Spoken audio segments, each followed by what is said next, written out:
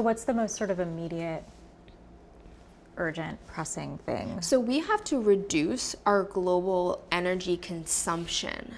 It's not about, or it is about transitioning our energy over to renewable energy, but the more impactful thing that happens before that is just reduction. Right. And most of our emissions are actually happening in the supply chain. It's consumerism.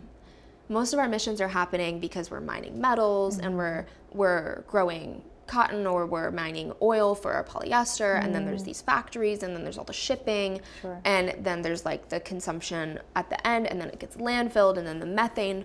So it's actually consumerism is the largest driver of climate change.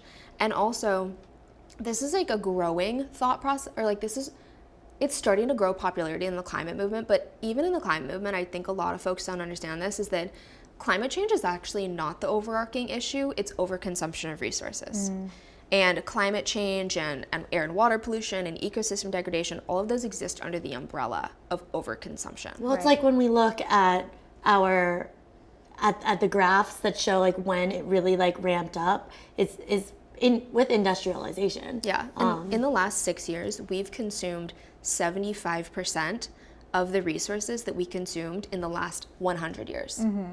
From 1900 from 1900 to 2000, we consume the same amount of resources globally as we have in the past 6 years. Wow. It's crazy. So so reducing consumption and moving towards systems where, you know, everything is secondhand, is repaired, we're not landfilling, we're not creating new products, that's actually the ultimate solution to climate change. Like I think there's this idea that someone's burning fossil fuels just for funsies, like Exxon is over there just like burning fossil fuels. Right. But they're doing it because it's profitable.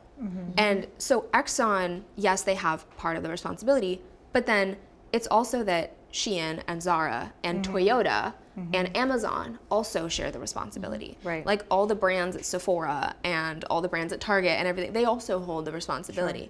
And so like they're buying oil from Exxon and Shell because like they use it in their supply chain, and then we buy it from them. Right. When people are asking me like, okay, so what is the overarching solution here? It's something that most people have never heard of. It's a concept called circular economy.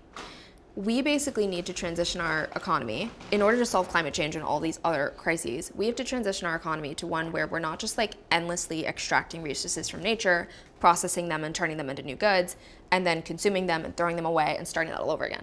That is where all of these environmental problems are embedded in. Climate change, ecosystem degradation, biodiversity loss, it's all a part of that. And so what we actually need to do is, okay, so we've extracted the metal for the steel beams in this wall. The responsible thing to do is at their end of life, make sure that they're being remelted down and turned into something else. And you can do that with anything. We should be able to like deconstruct phones, cars, and have a completely circular mode where like all of these parts nothing is being landfilled. All of the parts that have already been extracted are just being used as raw materials for new goods. Wow. It's a lot more messy when you hit industries like fashion, where like it's hard to like in mass take a ton of different garments and then turn them into different garments, which is why it's just like we just need to get used to like thrifting and not being all on the same page in terms of fashion all the time. There is no way to have a sustainable fashion industry. It just has to go. Right. Like if we're not going to solve climate change and still produce 80 billion garments a year, because that's what we're doing right now. Right. Yeah. 80 billion. Wow. There's not enough people to wear all that.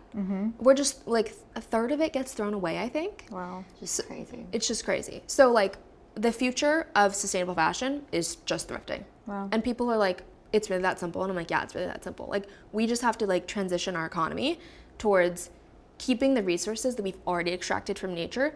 We have to keep them going. We have to keep using them and just eliminate landfill in whatever way we can.